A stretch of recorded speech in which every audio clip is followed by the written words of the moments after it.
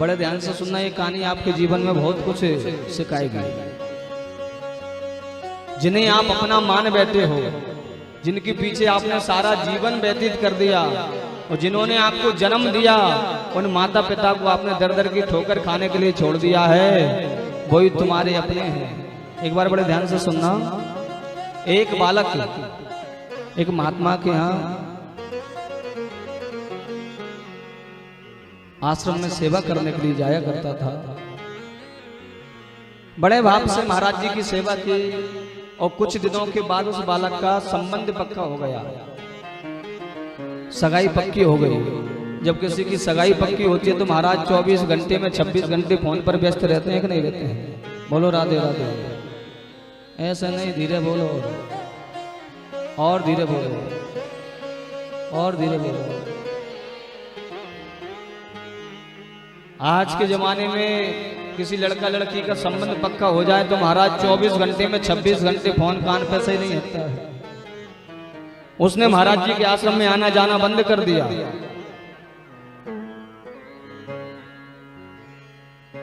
कुछ दिनों के बाद जब वो गया तो महाराज ने पूछा कि बेटा आना जाना बंद क्यों कर दिया? कि गुरुदेव आपकी कृपा से मेरी सगाई पक्की हो गई है। कि ठीक है बेटा, तुम हमसे गए। बड़े ध्यान से सुनना, 5 मिनट की कहानी, इसमें आपके सारे जीवन का सार है। पहली बार गया कि बेटा तुम हमसे गए। उस बच्चे ने कुछ नहीं कहा कि गुरुजी हैं, कुछ भी बोल देते हैं।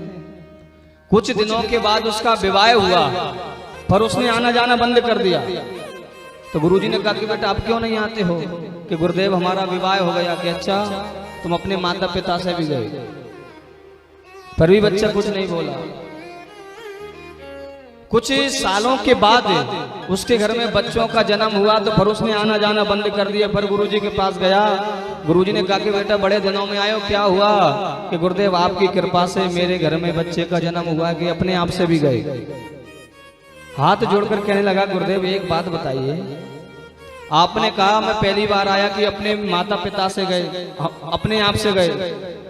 दूसरी बार कहा आपने कि अपने माता पिता से गए, और तीसरी बार में जब आपके पास आया तो आपने कहा कि तुम अपने आप से भी चले गए। इसका अर्थ क्या है? तो गुरुजी कहते हैं, बेटा मैंने तेरे को बताया है कि मैंने तेरे से पहले ही बोला था कि ये माया जाल में मत फंस। कोई किसी का नहीं है। घर परिवार नाते रिश्तेदार जो सब स्वार्थ के हैं। जब तक आपसे काम बन रहा है तभी तक आपसे राम राम है, और जहां आपसे काम नहीं निकलेगा उसी दिन आपको भूल जाएंगे। कि नहीं गुरुदेव, मेरे घर परिवार वाले मेरे से बड़ा प्रेम करते हैं। कि घर परिवार वाले प्रेम करते हैं तो ठीक है, मैंने तेरे को सारे प्राणायाम बताए हैं। तू आज शाम को घर में जाकर के आंख बंद करके पड़ जाना, तुझे पता चल जाएगा कौन अपना है और कौन पराया है। उसने ऐसा ही किया। जैसे ही शाम को गया, भोजन किया, भोजन करने के बाद नेत्र बंद करके वो पड़ा रहा। घर वालों ने कहा कि भैया इसे क्या हो गया, अभी तो इसने भोजन किया था। घर परिवार वाले रोने लगे, पत्नी माँ बाप सब रोने लगे। कहा भैया गुरुजी को बुला करके लाओ। गुरुजी भागे भागे आए, पड़ोसी सब इकट्ठे हो गए। गुरुजी ने कहा भैया तो मर गया। बड़े ध्यान से सुनना कि गुरुजी मर गया तो अब क्या होगा इनके बच्चों का और पत्नी का? कि अभी क्या होगा, मर ही गया। हाँ, लेकिन हमारे पास एक उपाय है, आप दूध लेकर के आओ। एक कटोरे में दूध मंगाया। कटोरे में दूध मंगाया तो गुरुजी कहते हैं भभूति ऐसी डाल करके, वो तो गुरुजी का खेल ही था कि जिस दूध को जो पी लेगा वो तो मर जाएगा और ये जीवित हो जाएगा। तो पड़ोसी ने सोचा कहीं हमारा नंबर नहीं आया, तो पड़ोसी भागे तुरंत। सबसे पहले पड़ोसी भागे तो गुरुजी ने पिता की तरफ इशारा किया। बड़े ध्यान से सुनो, पिता की तरफ इशारा किया कि महाराज अब आपका तो बुढ़ापा आ गया, आप तो इस दूध को पीजिए। नहीं नहीं महाराज, ये मर गया कोई बात नहीं, इसकी पत्नी को और बच्चों को मैं संभाल लूंगा, लेकिन मेरे मरने के बाद में मेरे घर का तो हाल बेहाल हो जाएगा। जो भाइयों की तरफ इशारा किया तो भाभियों ने आग दिखा दी, खबरदार जो तुमने कटोरे से हाथ लगाया। पत्नी से कहा कि देवी तुम तो पी लो, ये तुम्हारे पतिदेव हैं, ये जिंदे हो जाएंगे। पत्नी आंखों में आंसू ला करके कहती है महाराज मैं इनसे इतना प्रेम करती थी, अब मैं आपको क्या बताऊं, लेकिन मेरे मरने के बाद में महाराज मेरे बच्चों का तो कोई ख्याल ही नहीं रखेगा। अब ये मर गया कोई बात नहीं, मैं इनके बच्चों को तो मैं पाल सकती हूँ। सारी बातें सुन रहा है। माँ तो माँ होती है, उसकी उपमा कहाँ तक गाओगे आप? जो माँ की तरफ इशारा किया तो माँ की आंखों में आंसू आ गए और माँ कहती है महाराज जिस बच्चे को जन्म देने के लिए मैंने 9 महीने कष्ट में भोगे, मैंने अपने बेटे को सूखे में सुलाया, मैं गीले में सोई महाराज, मैं भूखी रही, मैंने अपने बेटे को भोजन कराया। यदि मेरे प्राण जाने से, मुझे अपने प्राण देने से मेरा बेटा पुनर्जीवित हो सकता है महाराज, एक कटोरा क्या महाराज दूध का, मैं तो जहर का कटोरा भी पी सकती हूँ।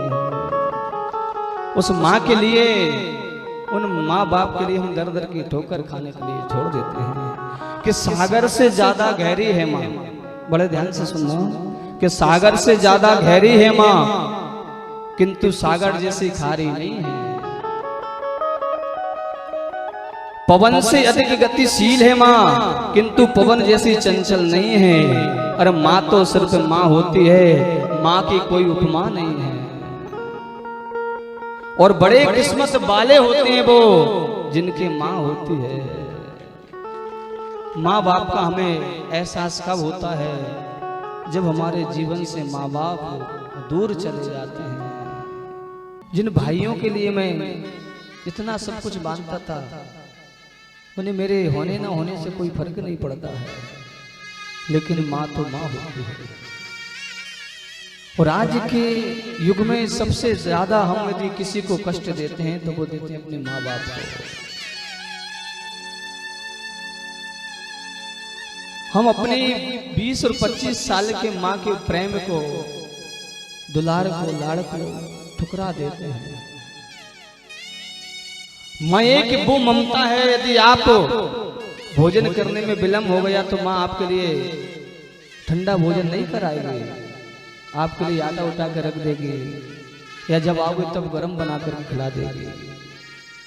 और जिस पत्नी की वजह से आपने अपने माँ बाप को ठुकरा दिया है, माँ बाप को अलग कर दिया है, वो कभी आपको गर्म नहीं खिलाएगी। वो किस्मत वाले होते हैं जिनको पत्नी का भरपूर प्रेम मिलता है। इस समाज में, इस संसार में अनेक ऐसे प्राणी हैं जो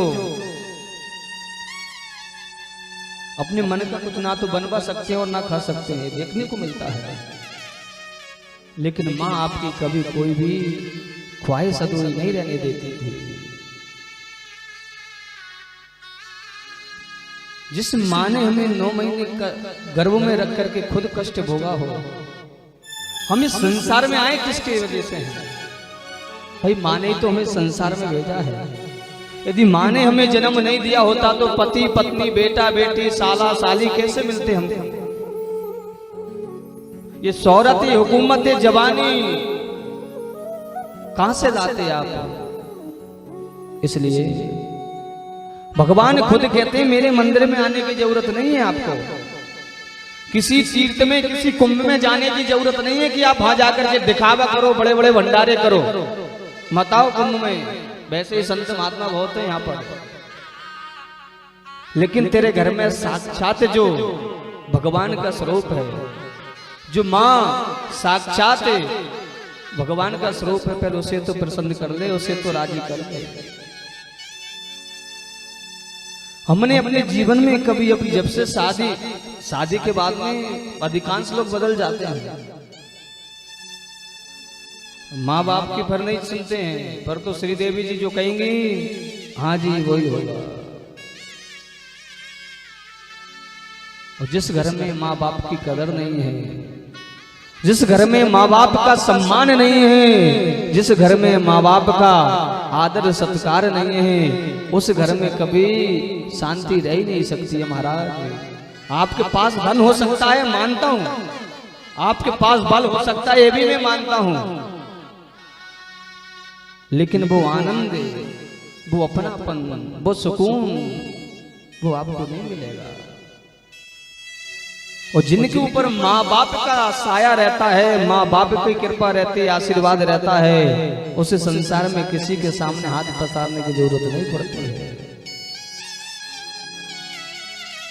मैं आपसे कहता हूं, आप दिखावा ना करें, गर्मियों में प्याऊ मत लगाओ, ठंडी मीठे पानी की फोटो मत खिंचाओ, व्हाट्सएप इंस्टा पे मत डालो, फेसबुक पे मत डालो। अरे आपके घर में जो माँ बाप हैं, केवल उन्हें भाव से एक गिलास ठंडा जल पिला दो, आपके हर मनोरथ पूर्ण हो जाएंगे घर बैठे।